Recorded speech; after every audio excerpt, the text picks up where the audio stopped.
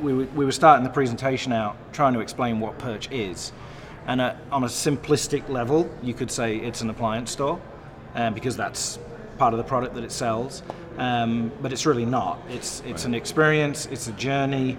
It's a way of reimagining your life around living joyfully.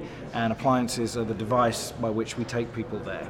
We think of ourselves as a hospitality concept, as a concept that really is about opening people's eyes to experience and emotion.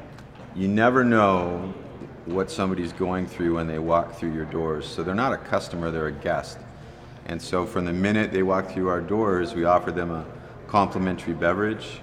And our people's true job is just to make their moment in the store potentially the highlight of their day.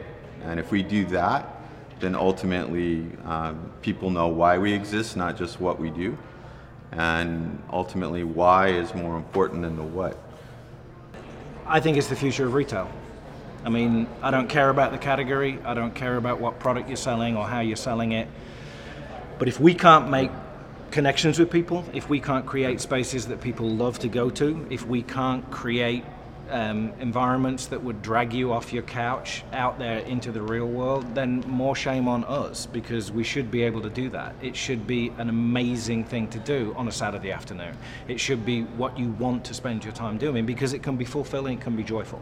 So yes, we want to sell product, and yes, we want to make a sale, but it's more important for us to make a connection with somebody and to build a relationship, because it's a different way of selling. We talked about selling without selling.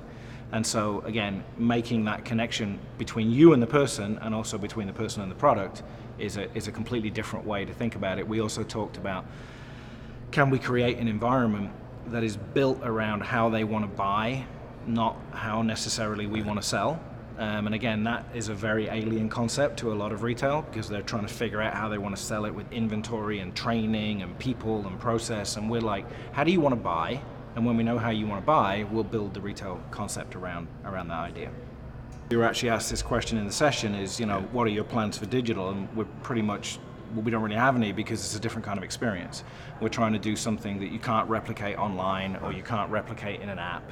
When you actually cook something with a chef and you taste it and you see how it's made, then that ceases to become an appliance, and that becomes a memory or a moment that you're having at that point in time. So I think this concept that brick and mortar will never survive the, quote, internet, and that the analog world is dead. I think the analog world that's uninspiring is dead. Absolutely. That's not bold is dead. But I think when you're dealing with people's basic instinctual beliefs, and you make them feel safe and inspired, and they feel good about themselves, there's a reciprocal altruism that takes place where they want to give back. And as long as that overused word, as long as it's not authentic but from the soul, then I think that's what emanates from our brand. That's what our brand is, actually.